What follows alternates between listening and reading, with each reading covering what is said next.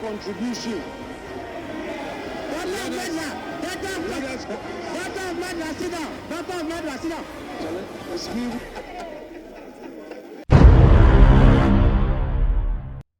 Tinton. Yeah, no man Sunday have again. Mananza. Go on. Alright, guys, welcome back to the channel. Today there's a simple information we want to lay out there. Like you already know, we've changed the name Atane Atta Show. So welcome back to Atane Atta Show. If you don't know, you know it. You know it.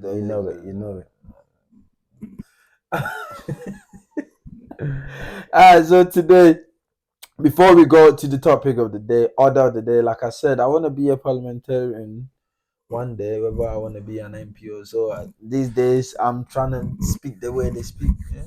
You're gonna be a president or something? No. Go An on. MP. So before we go on, do you know your constitution? Teacher, this is what you The Biametro. Article 15:1. The dignity of a person shall be inviolable.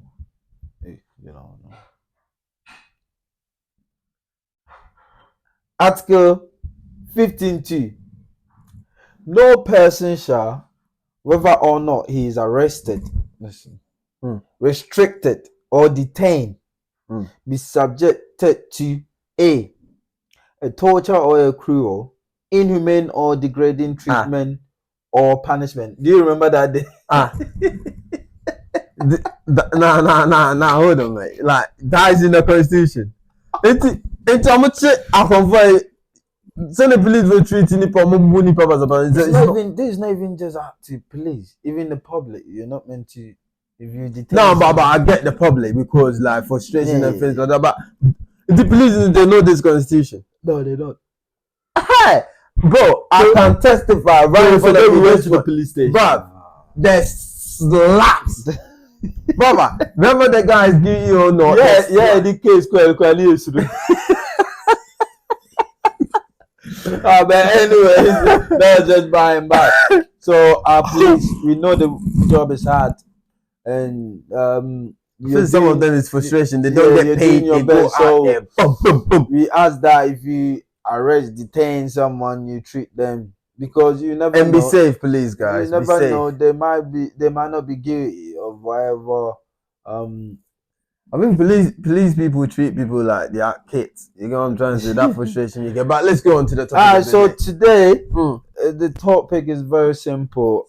3 weeks ago, in Parliament, when Parliament proceedings was ongoing, and Honorable Afenyo Markins, the minority leader, was speaking, and the daughter of the former president, J.J. Rawlings, the daughter is Zaneto Rawlings. I think there was a Zaneto. What? Zaneto Rawlings. Zaneto Ajman Rawlings wanted to interject. So I think there was a bit of chaos there, and I've always said it. Parliament is the job back on. Someone just shouted into the mic that you don't have man. I said that as someone prompted you that your mic is on. Oh, that's all. Yeah. Don't remember that you said that. That's all. Yeah. All right, let's watch the video then. So let us be mindful how we react when it's our turn. Obviously, there will come a time that a statement will be made in honor of the hard work of former President Nkrumah, Liman, Jerry Rawlings, Professor Mills, and all. Let us, Mr. Speaker, let us focus on their contribution.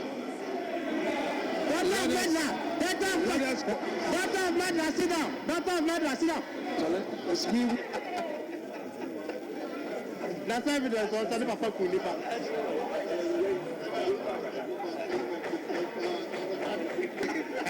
Mr. Speaker, honorable members. Honorable members, Please, let's give him hearing. I'm not taking any point of order. So, leader, let's hear you. Mr. Speaker,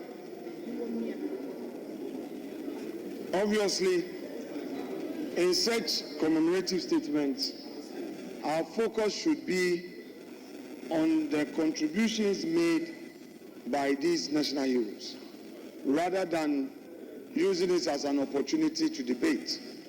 I recall that in the 8th Parliament, I remember that there was such an occasion, and I was directed. I don't have a problem admitting where I'm wrong. I can't be perfect. I remember that my respected colleague, Dr. Zaneto Rollins, Dr. Zaneto, Zaneto, very well. It's good to be corrected. That's okay. Dr. Zaneto Rollins. I got it right this time. Mr. Speaker, my colleagues are telling me to say that she's been ignored by the Mahama administration, but I won't say that. But I'm not going to say that. Hey. Oh, don't talk about that. He said that about how many times? So, but then, it was alleged that Samuel Jinapo was the one that said it. So Samuel Jinapo said it to Zaneto. You're trying to create something let's there, go but on, it's mate. not Let's working. go on, It's okay. So, but he vehemently denied the allegation. Followed my career and followed my involvement in Ghanaian public life.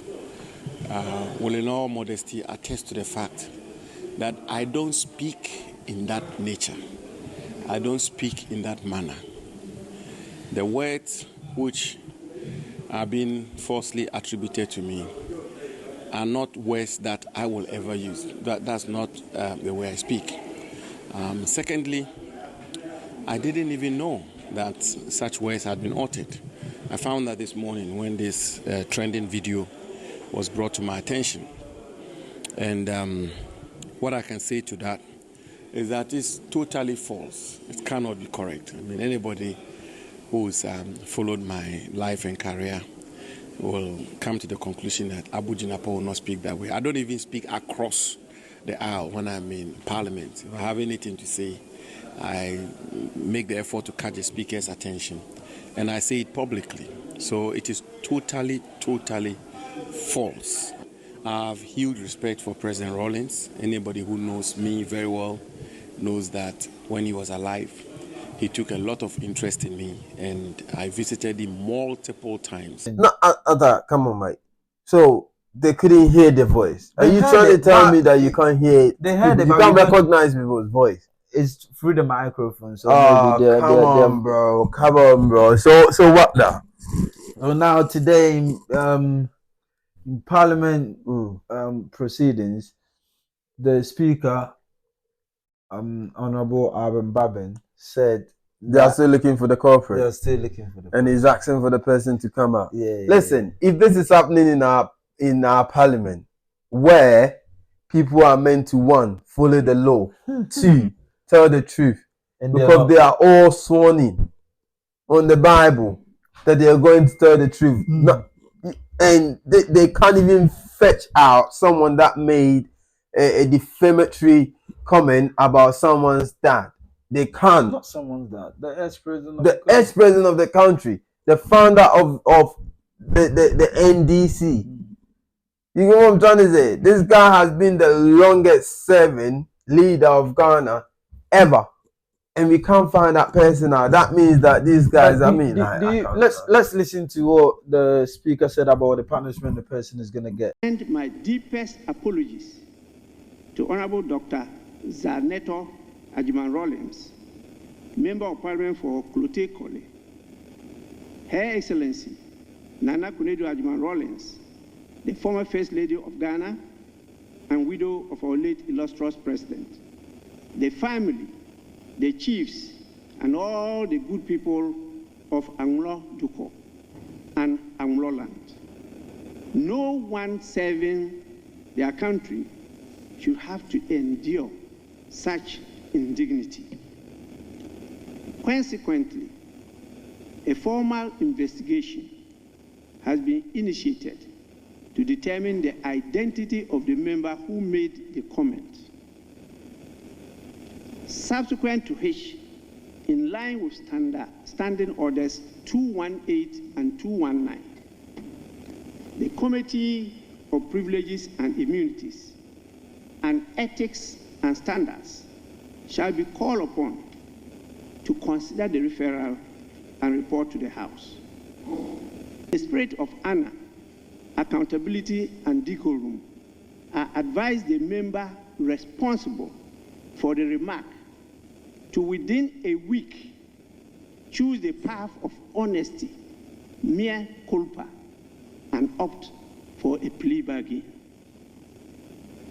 Taking this step would demonstrate good faith and respect for parliamentary dignity, rather than awaiting the outcome of the ongoing investigation, which will ultimately uncover the member who made the statement.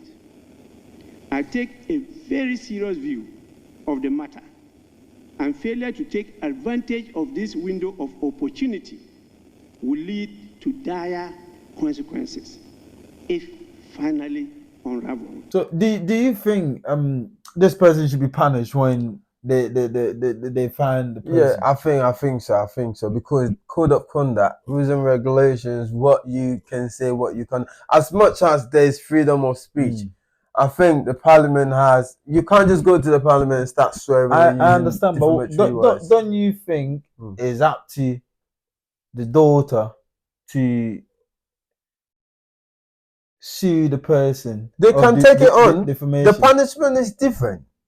Oh, okay. The punishment is related to the area, the vicinity that the remarks was made in parliament. In parliament, that the speaker, you've breached the code of conduct. Yeah. Oh, okay. So in football, makes sense. If, let's say in football, just saying in football, if you make a racist comment on someone, the FA can charge you because you're playing India, you're bringing the football into disrepute or whatever they say. But the person can also say that's a hate crime. I'll take it on. Okay then. So it is up to her to. Don't you think it's taking long though? I think it's taking long. I think they know who it is, and there's where they just want to be parliamentary. This is where I needed like the minority leader to speak to his people, because you're a leader for a reason. That's your house. You're a leader of the house. The fact that you're a minority, that doesn't mean you're not a leader. You're part of the leaders of the house. This is where I want the minority, the majority, both sides of the aisle, both sides of the house to come together, fetch this person out, because you can't sit there for one of you to use this word on someone. If the public used it on you, it wouldn't have sounded good. So I think both sides should come together. They know the person. But clearly, everyone in the house spoke against it. Everyone speaks against it, but then that's not the point. The point is, let's make an example of this person. I know that so that when the other side say something as well, we can say that, the president is already set. So let's do a full of suit.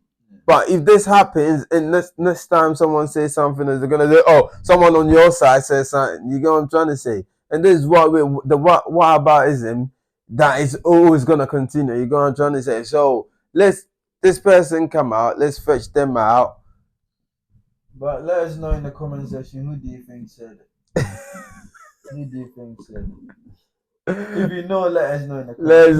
Let us know. We wasn't there. But anyways, guys, if you're getting value from this video, make sure you like, subscribe, share the video as well, and just listen. This is what let me give you a quote Abin Babin said today. He said, "That's why you're sitting there and I'm sitting here. You're not sitting." What's that got to do really? I love Ghana. I love it. I don't know. I love. All right, guys, we are out.